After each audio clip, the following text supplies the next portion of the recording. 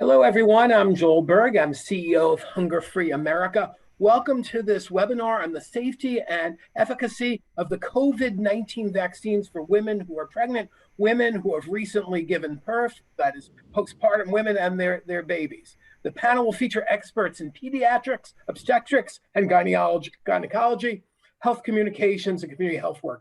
We're one of the co-sponsors of this event, along with the National Black Leadership Commission on Health and the New York Vaccine Literacy Campaign of the CUNY Graduate School of Public Health and Health Policy. So thank you to all our amazing co-sponsors. Thank you to all of you for tuning in. Again, this is a webinar on the safety and efficacy of the COVID-19 vaccines for women who are pregnant, women who are postpartum, meaning they've recently given birth, and their babies.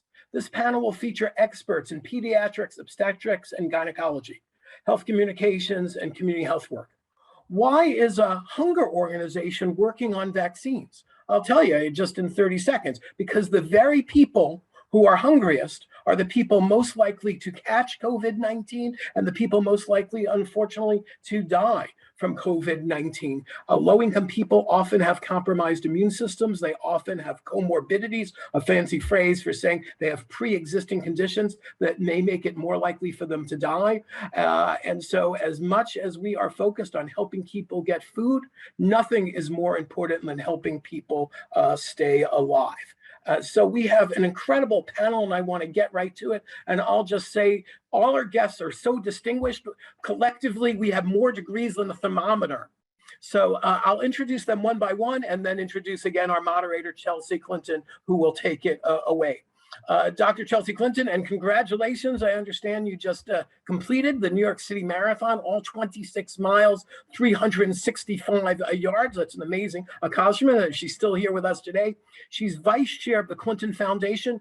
Dr. Clinton works alongside the foundation's leadership and partners to improve lives and inspire emerging leaders across the United States and around the world. This includes the foundation's Early Child Initiative, Too Small to Fail, which supports families with the resources they need to promote early brain and language development, and the Clinton Global Initiative, CGIU University, a global program that empowers student leaders to turn their ideas into action. In addition to our foundation work, Dr. Clinton teaches at Columbia University's Mailman School of Public Health, has written several books for young readers, including the #1 New York Times bestseller, She Persisted, 13 American Women Who Changed the World. She holds a bachelor's degree from Stanford, a master's of public health from Columbia's Mailman School of Public Health, and both a master of philosophy and a doctorate in international relations from Oxford University. And I have to say that one of the greatest honors of my life was to have worked in the administration of her father, President Clinton, and worked alongside her mother, Secretary and Senator Clinton, when she worked closely with anti-hunger groups when she was a U.S. Senator. We're also honored to have Dr. Camille Claire.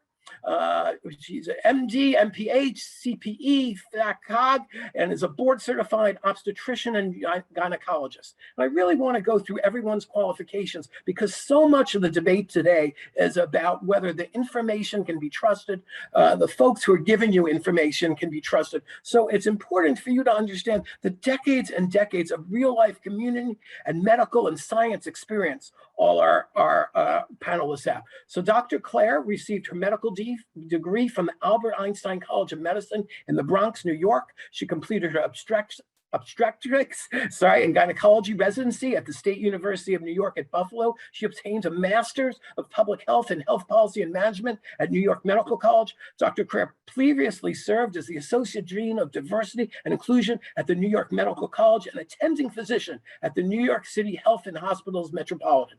She received numerous teaching awards from the New York Medical College Department of Obstetrics and Gynecology for medical students and resident teaching. Consecutively for the past 7 years, and in 2012 received the Association of Professors of Gynecology and Obstetrics, Excellence in Teaching Award. Ms. Lily Dolcina is a member of our great team at Hunger Free America. She is our WIC program manager. As she'll explain, the WIC program is for pregnant women and children under 5 to give them nutritional supplements. She was born and raised in Cuba and obtained her BA in Media and Communications at the Higher Institute of Arts, University of Arts in Cuba. She worked at the National Museum of Fine Arts and the Ludwig Foundation Cuba, which is one of the few non-governmental organizations on the islands, and was created with the mission of protecting and promoting Cuban artists domestically and internationally. Her team and her work daily to raise awareness about WIC for eligible low-income women, infants, and children. She started Hunger Free America's WIC Help New York Hunger Solutions pilot program, which was focused on Staten Island and has since expanded to all 5 boroughs of New York City. Next, Dr. Ayman Hamandaz. Sorry for the bad mispronunciation.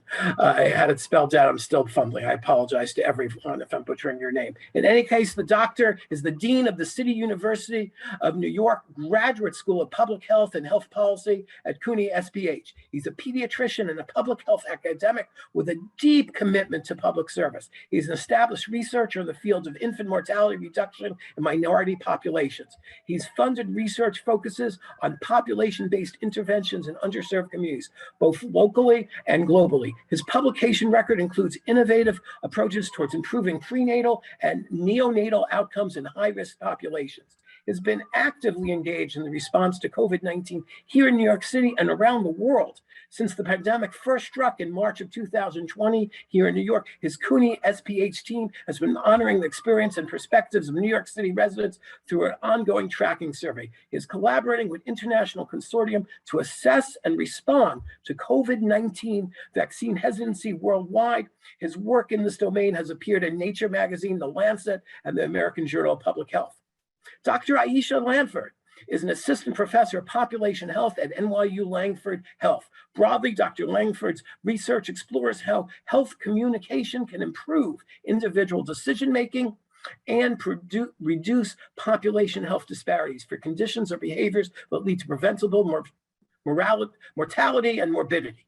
Death, unfortunately. Historically, she has done work in cancer prevention and minority clinical trial participation in community-based settings. Her current work has expanded to include cardiovascular disease broadly, with a particular interest in hypertension-related decision-making and patient-physician communications. During the pandemic, she has been actively involved in communications about COVID-19 vaccine, clinical trial opportunities, and education about the various COVID-19 vaccines. Dr. Lanford earned her BA in English from the University of Virginia, her MPH in Behavioral Sciences from St. Louis University, and her PH in Behavioral Health and Health Education from the University of Michigan. And following the pattern, following the panel, Ms. C. Virginia Fields will speak, give brief wrap-up remarks. She needs no introduction. Many of you know her. She was appointed by the president and CEO to be president and CEO of the National Black Leadership Commission on Health in 2008. During her tenure, they have grown to include affiliate chapters in 11 cities nationwide. Ms. Fields served as president of the Borough of Manhattan, New York City, chief executive of 1.5 million residents for 8 years from 1998 through 2005. And I should say, when she was borough president, she worked very closely with our organization, which was then called the New York City Coalition Against Hunger, and other hunger groups. She was a great champion of this work and anti-poverty work. You may know she was also the first African-American woman to seek the mayoralty of the city of New York, and she previously was a member of the city council for 8 years.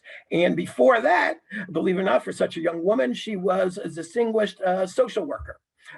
She has a degree from a Bachelor of Arts degree from Knoxville College in Tennessee and a Master's of Art degree in social work from Indiana University. And again, she will come on after the panel. And now it is my great honor to introduce and leave it up to the very capable hands of Dr. Chelsea Clinton, a great nonprofit leader and a survivor and champion of the New York City Marathon. Thank you, Ms. Clinton.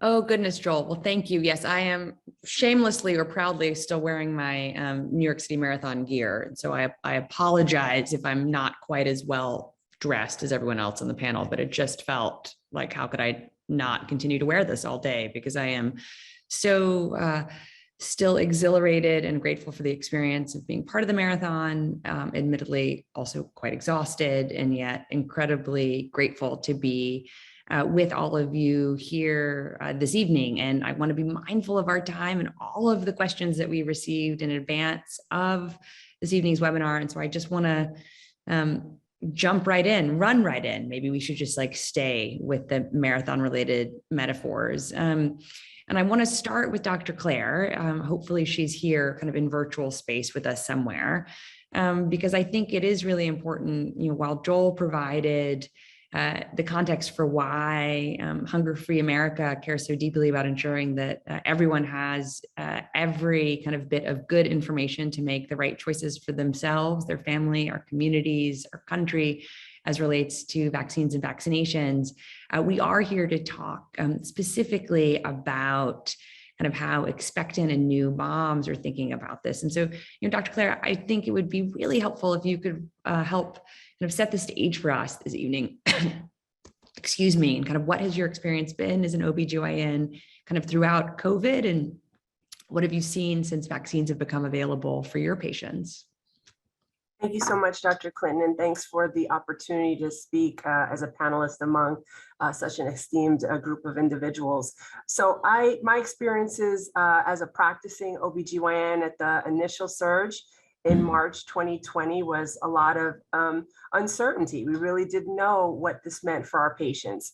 And thanks to the American College of Obstetricians and Gynecologists, District 2, which I represent 5,000 OBGYNs in the state, we really learned from each other best practices of how to really clinically take care of patients that were coming in. We didn't know what this disease meant. We didn't know what it meant for our patients. We didn't know what it meant for their unborn children and their newly born children. And so I think really having that experience of us talking together, learning from each other, having ups and downs, not allowing visitors, then allowing visitors, uncertainty about lactation and whether people could not lactate or not, really was a period of uncertainty for us as well. But really, as we got more knowledge, we shared more knowledge. And I think the part of this discussion is really helping us get to the next stage of knowledge and sharing practices for pregnant persons and lactating persons and those planning a pregnancy in their life to really make those appropriate decisions for their health, for that of their children and their family. And we as physicians to be able to offer that sense of information for you, which we will do throughout this presentation. So hopefully that addresses what you're looking for. We could talk all day about the nitty gritty of what we went through, but we're on the other side of it in many ways in New York, but still have a lot of work to do in terms of getting more people knowledge and information to accept the vaccine. So that's what we hope to do tonight. Absolutely, Dr. Claire, and I want to ask sort of introductory questions of all of your fellow panelists so that everyone who's joining us can get to know kind of the people behind the impressive biographies that Joel laid out, and kind of all of the credentials that very much are important parts of your story. But in this moment, what we're especially focused on is how you are kind of putting those credentials and your experience and expertise to really profound use in trying to ensure that everyone has all the good information and hopefully is inoculated from the bad information when it comes to COVID-19 vaccines and vaccinations. And so, Ms. Docina, I wonder if we could turn to you. I know you're a manager of Hunger-Free New York's Women and Children program, WIC, and as kind of Joel alluded to, maybe some of the people who are joining us this evening don't know kind of why WIC is so important. So perhaps you could share about kind of your work with WIC and how you have worked to ensure that women and especially maternal health has been able to be a priority even throughout the COVID-19 pandemic. Thank you, Dr. Clinton. At Hunger Free NYC, we have a benefit access department where we connect individuals and families in general with different food programs and resources that are available to them. And WIC is one of them. WIC stands for the Special Supplemental Nutrition Program for Women, Infants, and Children. And as some of you know, it is not only a nutrition program, it also provides breastfeeding and nutrition support to those who participate. And those who participate are pregnant and postpartum parents and children under 5 years old. So Hunger Free has been connecting those individuals with the program. The participation rate, even prior to the pandemic, was low, which was a concern to us, and that's why we, became interested in doing this type of work of connecting those who are eligible with the program. And before the pandemic, that was the main focus of the conversation, for insecurity and how to help them connect with those programs that are available for them. After the pandemic, the conversation was not only related to that, but also many of these parents and caregivers were also concerned about, COVID-19 and their health and their children's health. We are very close to our clients. That is where, we get our knowledge, our expertise, our feedback. And as part of that work, we realized that, their main concern was, how to remain healthy, how to continue to provide for their families, and how to protect themselves and their children. And we were hoping that we could provide some of these answers, but as individuals, we were also looking for answers. So that was a challenge, to be honest. And I'm glad that we are finally having this conversation today, because this is an opportunity to provide some of the answers that we wanted them to have, so that they can make an informed decision. I thank everyone here for being part of this conversation. This is, to me, a dream come true. We have had this conversation for a long time now, and I hope that we get to answer those questions that we are receiving from these clients. Thank you.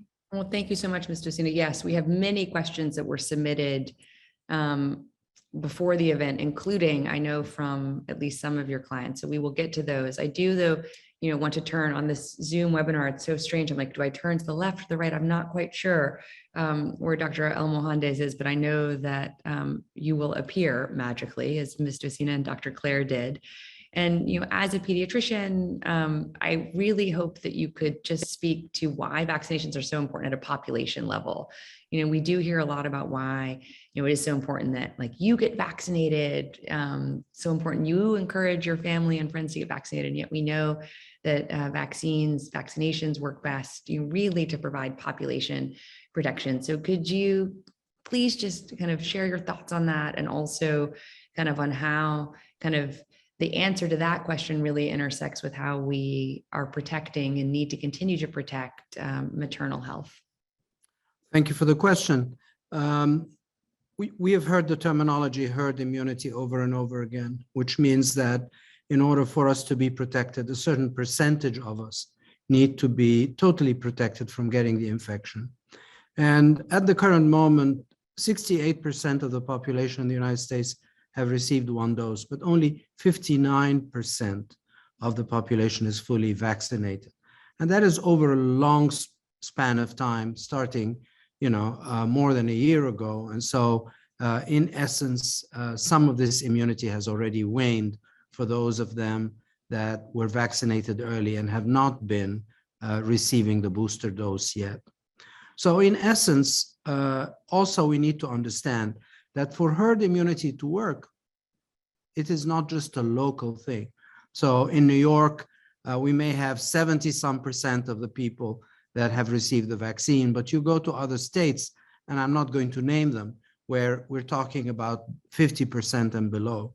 And we are one nation, people traveling from one place to the other, families belonging to one state and having children in another and grandchildren in another. So until we have a proper coverage that protects us all, we are all at jeopardy. Women who are pregnant that are infected with COVID are at a much higher risk to get serious infections, to be hospitalized, and to have also other complications of pregnancy, including things like eclampsia and preeclampsia, as well as being hospitalized in an intensive care unit, as well as dying, as well as having a preterm birth. So it's not a simple risk, but a serious risk for pregnant women. And as such, if they get immunized, if they get vaccinated, they're not only protecting themselves, they are protecting their babies during pregnancy and imparting immunity to their babies after birth through breastfeeding, as hopefully they will have a successful breastfeeding experience. So all I can say is it's not over yet. And I can tell you that today in Eastern Europe, we're beginning to see a resurgence. And so we cannot presume that we are in a safe place. And I'll probably speak to that later in the presentation, but we are beginning to see a resurgence in Russia and in some Eastern European countries. And that is, of course, cause for concern. Thank you, Dr. Almohandes. And certainly, we know the places that are currently experiencing a surge in COVID-19 cases are also the places that have lower vaccination rates on a relative basis. And I hope that we will have time to talk about that. I'd like to now turn to Dr. Langford, who actually was among the first people in the world to receive a COVID-19 vaccine. I think, making you effectively a celebrity, at least on webinars like this. And I know you also research kind of vaccines and vaccinations, and wonder what you can share from your experience kind of participating in the Pfizer vaccine trial to your research. Kind of what do you know kind of personally and also from an academic perspective about kind of COVID-19 vaccines, and kind of what do you say to kind of people who may not be comfortable asking a question? How do you ensure that people feel safe asking questions, even to you, with all of your kind of personal and research experience? Right. Well, thank you so much. I'll tell my mom that you said I was a celebrity, so she'll love that. So for those of you who don't know, I actually participated in Pfizer's phase 1 clinical trial for the COVID vaccine. So for those of you who do not think about clinical trials every day, phase 1 are literally the first in human trials. So there's preclinical work in the lab, and if there's promise, then it goes on to phase 1. And typically there may be less than 100 people in those trials. And the goals of that, the phase 1, is to see, is it safe? What dose is well tolerated? And are there any serious side effects? So I was one of 48 people at NYU Langone to be in the phase 1 trial. I actually got the active vaccine in July of 2020. So I guess I was protected about 5 months before it was available to the rest of the United States. And I chose to get an optional booster shot in March of 2021. And so many of my family and friends thought I was crazy for proactively joining the clinical trial. They said, oh my goodness, what if you drop dead? What if you get hurt? What's going to happen? And luckily, as you can see, I did not drop dead. I'm very healthy. I'm very happy. I'm very blessed that I had this opportunity to contribute, but also get some protection. I have 2 degrees in public health. I believe that vaccines are one of our greatest tools to reduce suffering and to protect our population. So I have always gotten age-appropriate vaccines, whether it's the flu shot or other things throughout my life. And I really encourage my family and friends to do so, because I want them to be well, and I want them to live, and I want my community to be well. I will also say that it's very normal, I think, for people to feel confused and uncertain. I think early on, we kind of made people feel a little bit silly or stupid if they had questions. I think the communications were all over the place early on. And a lot of the communications from, healthcare organizations were kind of like, okay, the vaccines are magically here, go forth and take it, and don't ask any questions. And we would never do that in any other situation. If you had a medication that you were offered, we encourage people to ask questions. If they have concerns about their health or they're scared about something, we encourage them to talk to their doctors or their nurse practitioners or their community health workers. And so I think it's been a little bit unfair, and I think a little bit judgmental how we've handled everyone, because we all could have done a better job at communicating. So what I do encourage my family and friends to do is, if they have questions, not to go underground, not to be ashamed, to ask people that they trust. And sometimes that's me. I actually had a family member forwarded me some text message about my friend's aunt has first line experience with COVID. And, they said, if you drink this, juice and you do jumping jacks and you hold your breath for 10 seconds, all this crazy stuff was going around early on. And usually what I say is, okay, who is this from? Is there a name associated to this text message or this piece of information? Where do they work? What are their credentials? Why are they qualified to tell you this? Did they go to medical school? Did they go to nursing school? Are they a registered dietitian? So I usually walk my family members and friends through those steps, I never say, oh my goodness, this is crazy. You know me. Why are you sending this to me? Because that makes people feel bad. So I think my role has really been to share my story and to encourage people to ask questions and not really to feel ashamed. And that is really normal. It's still confusing and scary. And it's been a very hard year and a half going on 2 years. And I think we need to honor that and hold space for the fact that we've all gone through a lot. And we really need to have some grace with each other as we learn and are moving towards vaccination if we haven't been vaccinated already. So just chill, be kind to each other, and really show some grace, because it's been a hard almost 2 years. Yes, thank you, Dr. Langford. I think that's an important reminder for all of us. And certainly what I know we hope to create this evening is to have safe space to have our panel of experts weigh in on the questions that people are clearly struggling with, because they took the time to kind of write them and send them in so that they could be addressed here.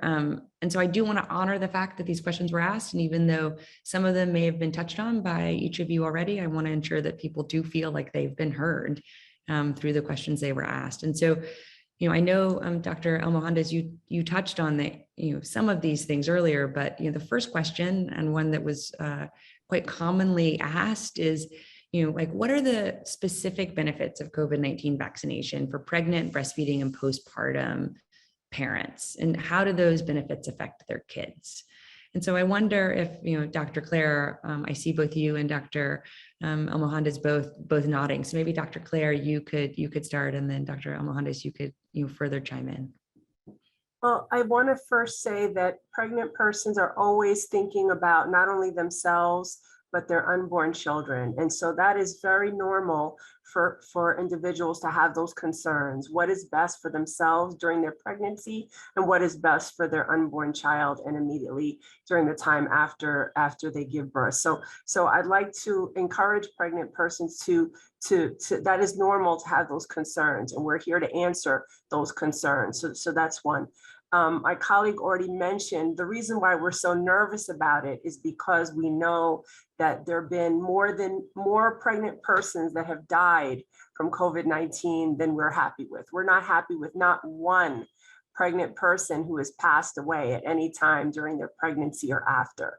So because so many have died, 171 have died, we want to encourage this way of preventing those increased deaths, those increased hospitalizations, and into the intensive care unit, being on a mechanical ventilator, having a heart-lung machine breathe for them, having their babies born early, all those risks, having increased complications such as elevated blood pressure and preeclampsia, as mentioned, bleeding disorders, having their babies die, stillbirths, all those we want to have people not experience.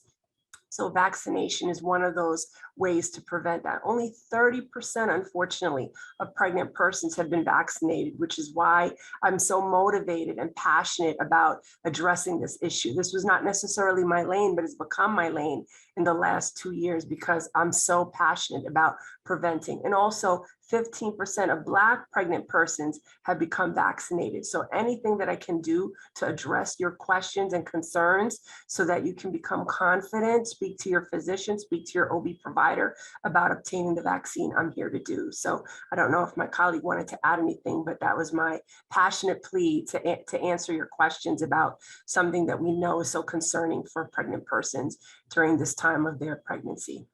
Yeah, we just need to add that women who are pregnant are not living in isolation.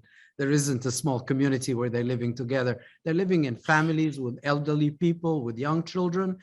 We know that children under 5 don't have the privilege of being immunized and vaccinated against COVID, so they can transmit to children within that age group. And I need to remind everybody that immunization is not just about preventing infection. In terms of getting sick and hospitalized, and God forbid, even more serious complications like death.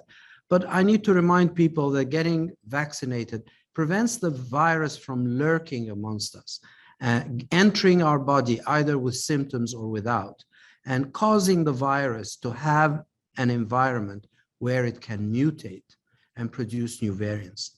If we create an iron curtain between us and the virus, It won't enter into our bodies and does not have the opportunity to mutate and create new variants, some of which can be more serious, some of which, as we have seen, when everybody was panicked about the Delta virus, they were panicked because a new, more threatening form of the virus had appeared. And we don't know that other forms such as this would not appear if large segments of our population are not protected. Thank you both so much. And I think, admittedly, Dr. Claire, the next question is really for you, although of course, Dr. Langford, I think you, I'm sure, have thoughts here too.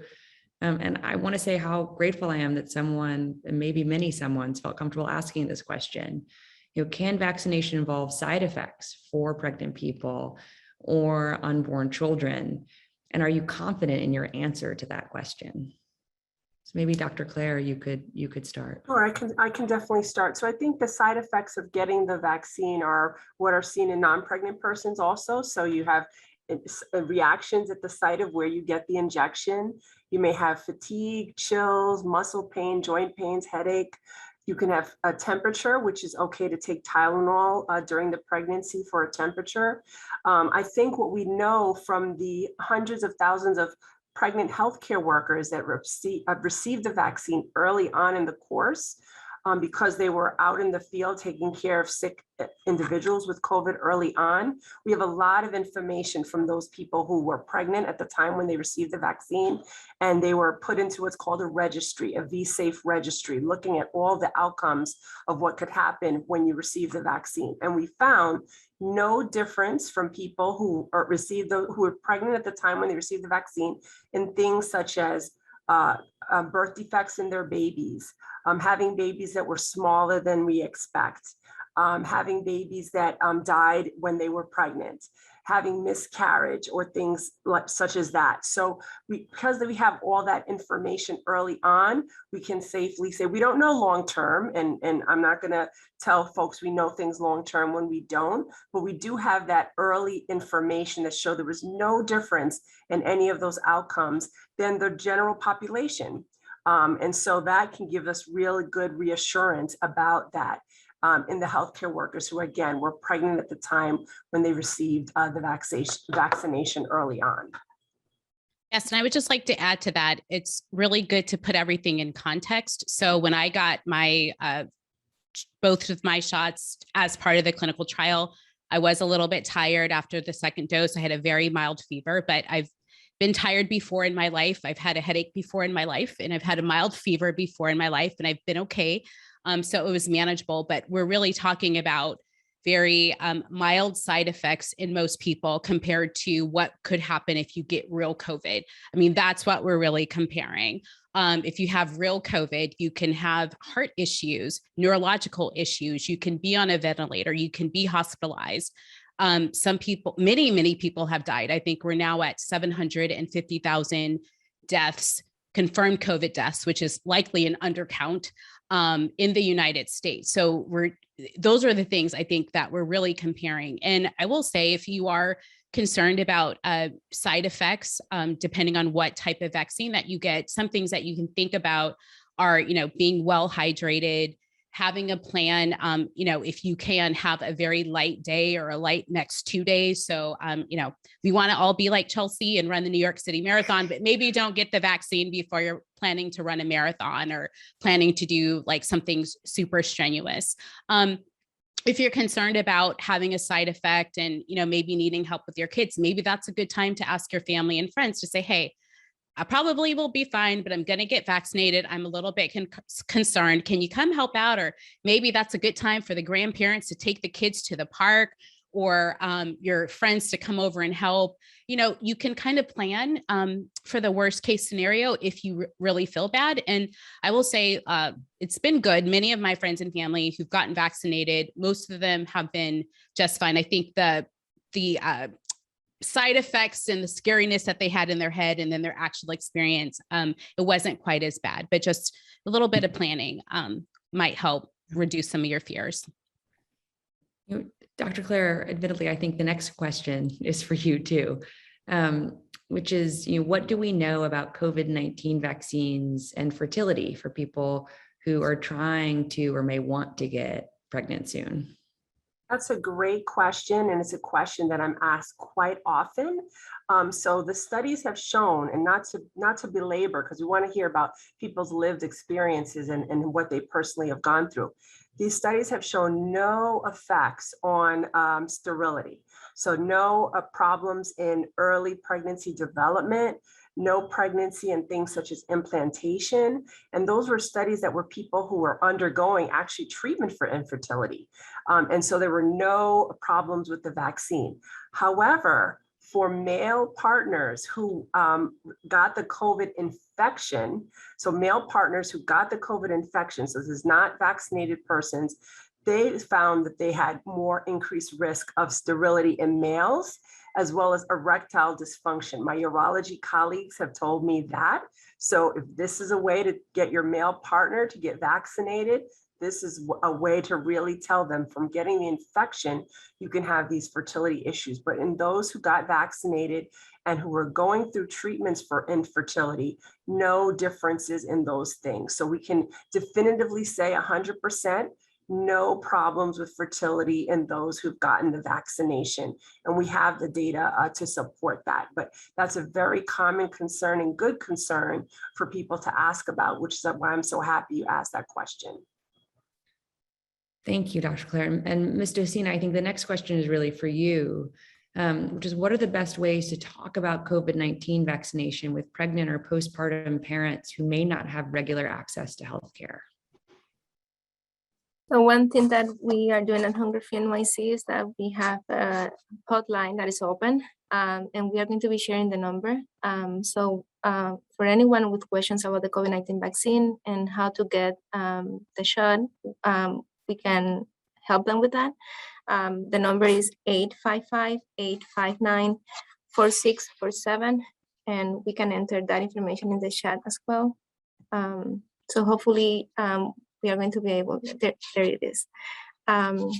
We are asking our clients to talk to the healthcare providers, of course, but besides that, we are a network of partners who are providing information. So please call us from Monday through Friday from 9 to 5, and we are going to be able to help you with your questions.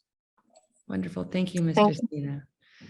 Dr. Almohandes, I wonder if you could hopefully answer the next question, which is how does protection against COVID-19 infection from vaccination compare to a body's natural immunity against possible infection? So if I got COVID, do I still need to get a vaccine? What a good question. First of all, the studies and the science shows us that people from the vaccine or from an infection will have some degree of immunity for about 6 months. Okay, and that's why we get the booster after 6 months. Now, the problem is the following.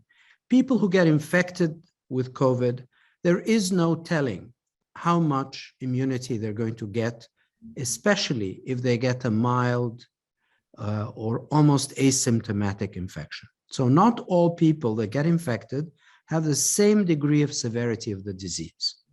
But if they get very sick, the likelihood is that they will have some protection for about 6 months. But we know the following. Number one, that people who got COVID have gotten it again if they were not vaccinated. Number two, that there is not a contraindication to getting vaccinated after you've gotten the illness. And in fact, your immune response is phenomenal if you've gotten the illness and then you get the vaccine. Number three, when you get the vaccine, we are recommending to many groups, and I can get into that later, to get the booster dose. What about if you got infected? Are you going to get infected again after 6 months? What's your answer? And of course, you need to get onto an immunization schedule because you're going to put that infection behind you. And the protection you got from it is only short-lived. It's not forever. Does that answer your question? I think so. Thank you, Dr. Almohandes. I think, Dr. Langford, this is a question for you, given what kind of you were sharing earlier about your ongoing work with your friends and family to answer their questions. So this is a question from someone who's asking, how do we talk with pregnant and postpartum friends and families who have questions or concerns about the COVID-19 vaccines? How do we help them understand that maybe they're not relying on the best sources of information, as they're thinking through whether or not to get vaccinated? Sure. So one of the first things I like to do is just ask people if it's okay if I help them find information, or if I can support them however they'd like. So ask if people want your help first before dumping. But one of the things that I always like to look for if I'm just Googling something, when I'm on a website, I want to know who's the source. Is this an academic medical center? Is this a national organization like ACOG, which stands for the American College of Obstetricians and Gynecologists, which is a large national body that represents doctors who take care of women every single day? Is this the CDC, which I trust? Is this a website like medlineplus.gov, which is also run through the National Institutes of Health, managed by librarians. So I trust that information. So I always look at the source. I always want to see, is there an About Us page? Because I want to know who's on the editorial board, who's paying for this website, who are the people? Is this some guy named Bob who is trying to sell some magic pills or juice or something? Or is this a certified, licensed professional giving this information, or organization full of credible people? And then another thing that I like to think about or look for is a date. So as you all know, the information about COVID-19 has been rapidly evolving over the last 2 years. So if you see a website and it hasn't been updated since April of 2020, a lot has happened since April of 2020. That was over a year ago. A lot has happened in the last month or 2 months. And now we have vaccines available to children now as young as 5. And so you want to look for a date to make sure you're getting up-to-date information. And then I would say, it's probably obvious, but your healthcare team is really there to support you and to be partners. And it's really important to be honest with your doctors and nurses and other healthcare team members. If you're scared, if you have a concern, if you've been, taking a bunch of herbal supplements or vitamins or whatever you're doing, it's really important to share that with your healthcare team, because some things, just because they're natural doesn't mean that they're safe. So if you just go out and take a whole bunch of vitamins or take a whole bunch of supplements, that can interact with some of prescription medication and over-the-counter medication. It can actually damage some of your organs if you do too much. So whatever you're doing or thinking about doing, just look at your healthcare team as really your partners in care, and to really be honest. And I think together you all can work out a plan to maybe pick a particular vaccine or figure out a schedule that works for you for the COVID-19 vaccines, but also the other recommended vaccines like flu and other childhood vaccines for your children. Great. Thank you, Dr. Langford.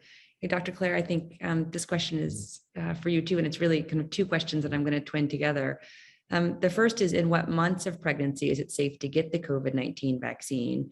And is it better to get the COVID-19 vaccine in any given trimester or any given month? And I assume the question is better both for kind of the pregnant person and the unborn child.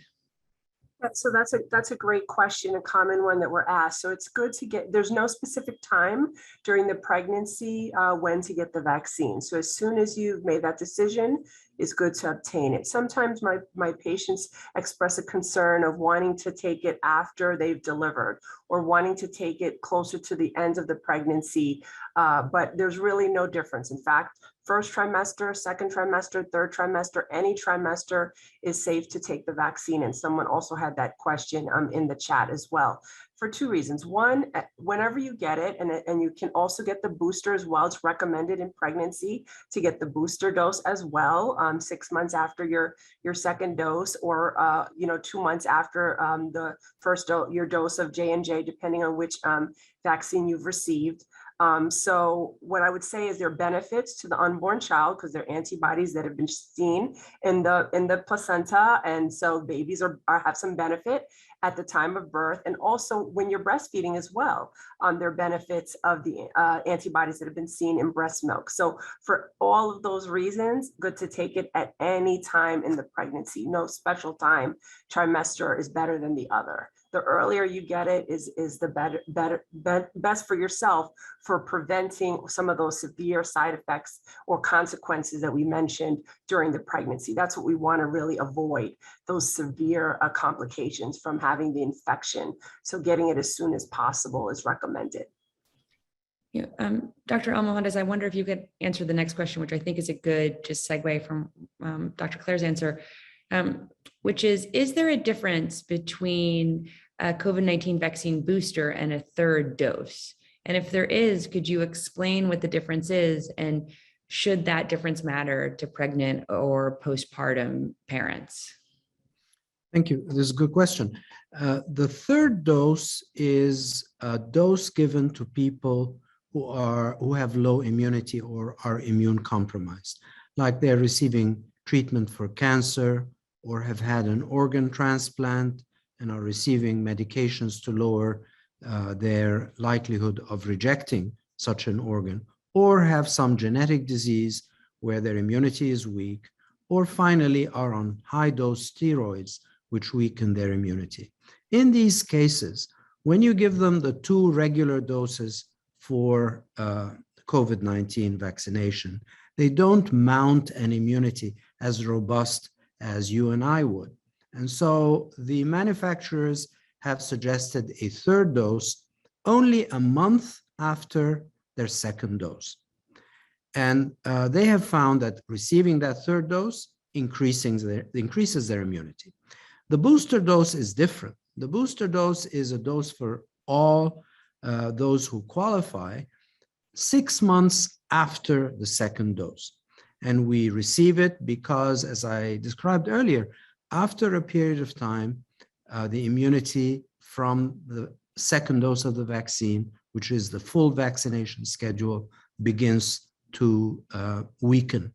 And the booster dose 6 months later regenerates the immune response that we need to protect us.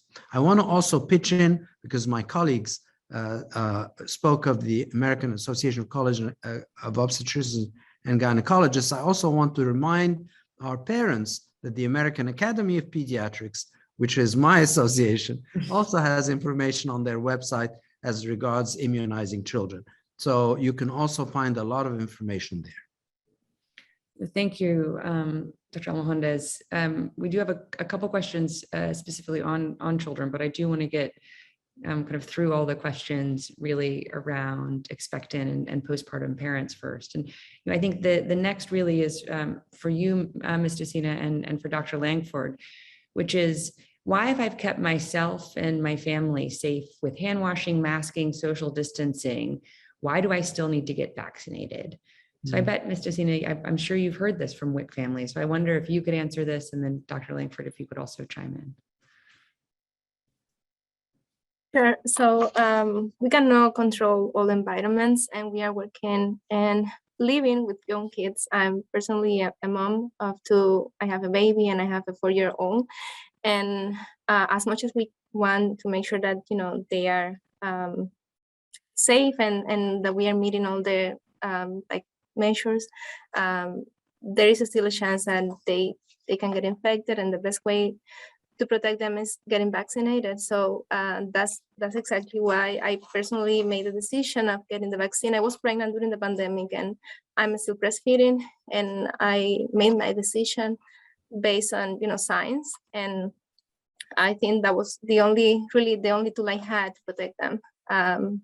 Hopefully I am passing on some of those great antibodies to the little one, and I'm hoping that in the meantime, while we get a vaccine for them, there's still a chance that I'm protecting her in that way. And I think that this is important to mention to the parents, Dr. Claire and Mohandes.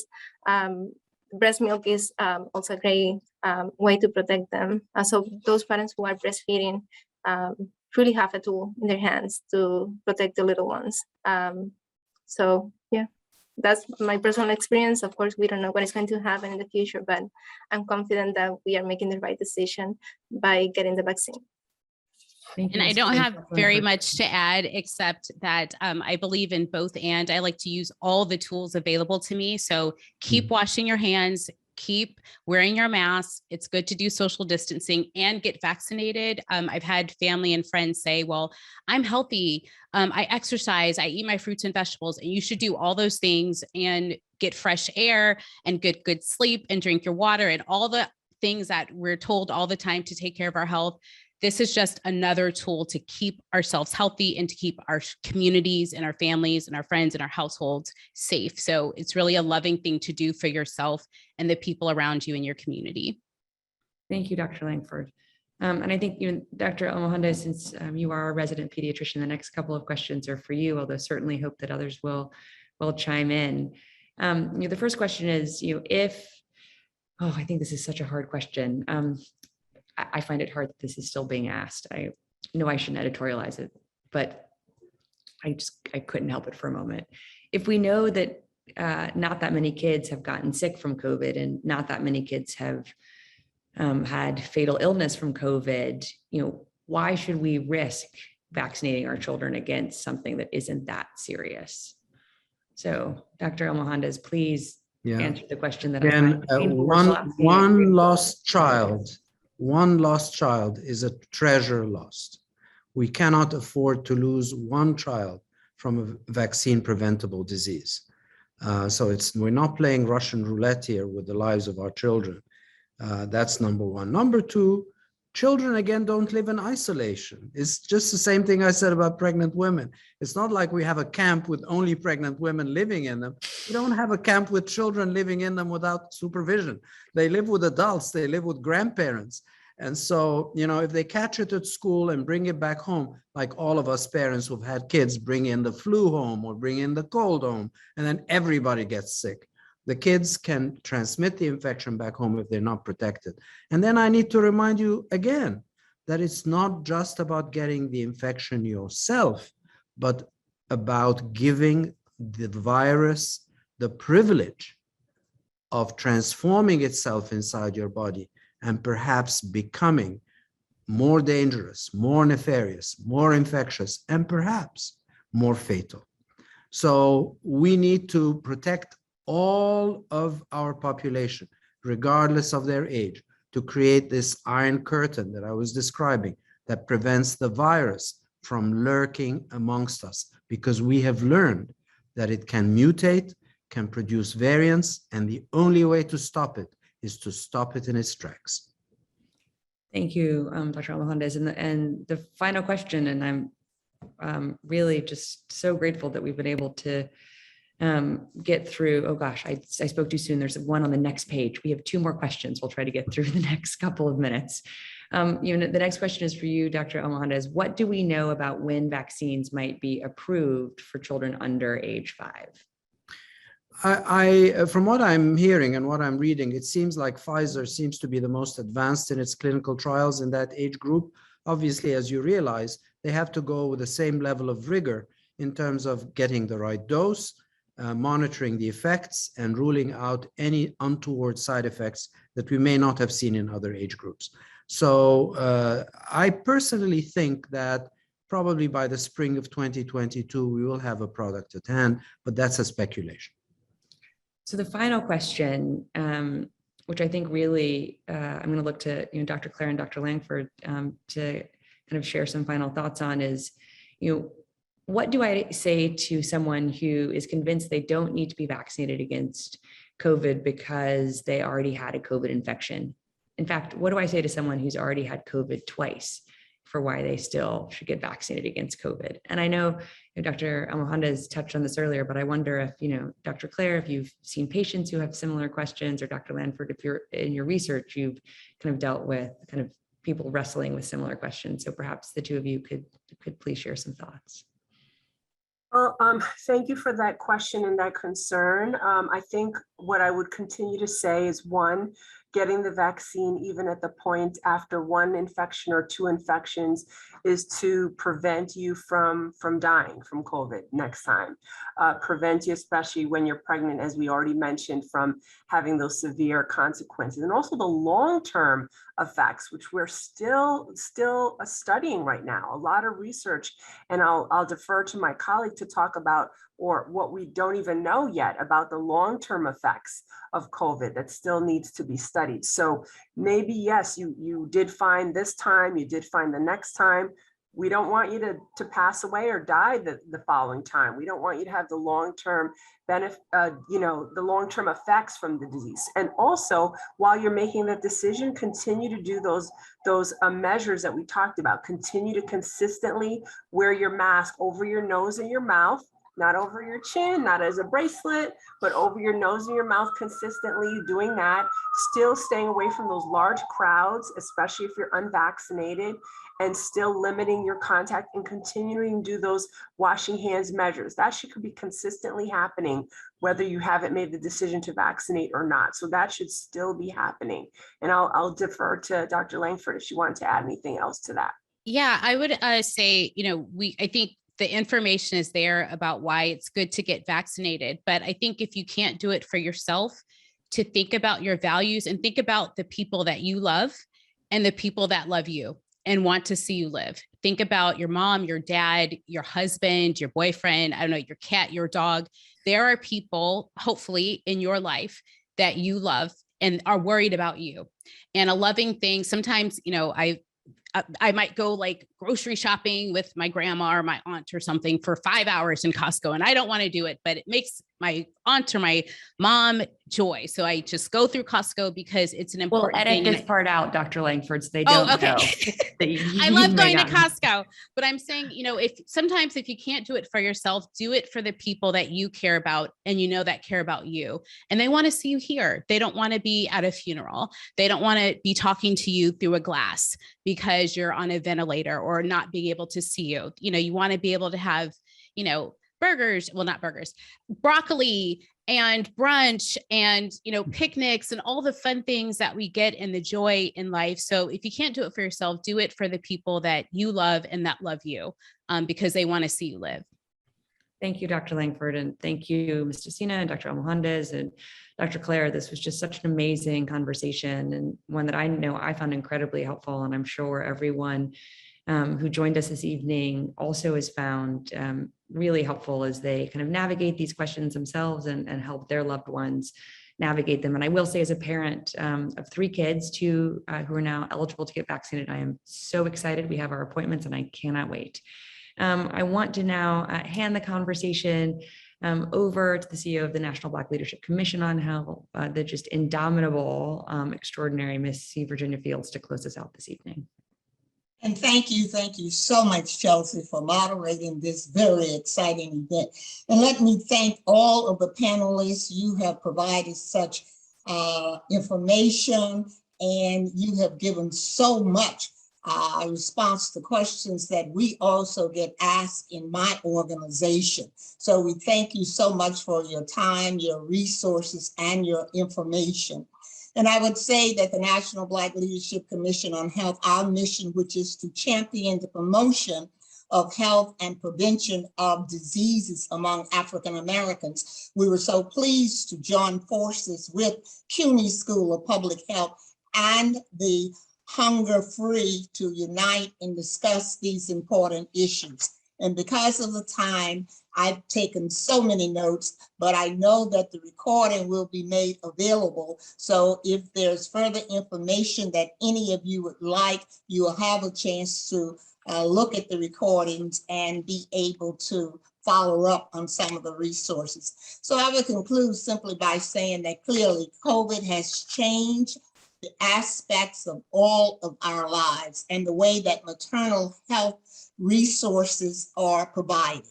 COVID has changed access to fertility treatments, conditions women give birth, and the amount of support that is accessible post-birth. So, but despite these changes, I think it has been pointed out by each one of the presenters that we need to still protect ourselves, our children from COVID, and the best way we can do that now is to get vaccinated. So we thank you, we appreciate the time, and we look forward to continuing the dialogue so that we're safe, we're protected, and we can certainly make a difference. Thank you and good night.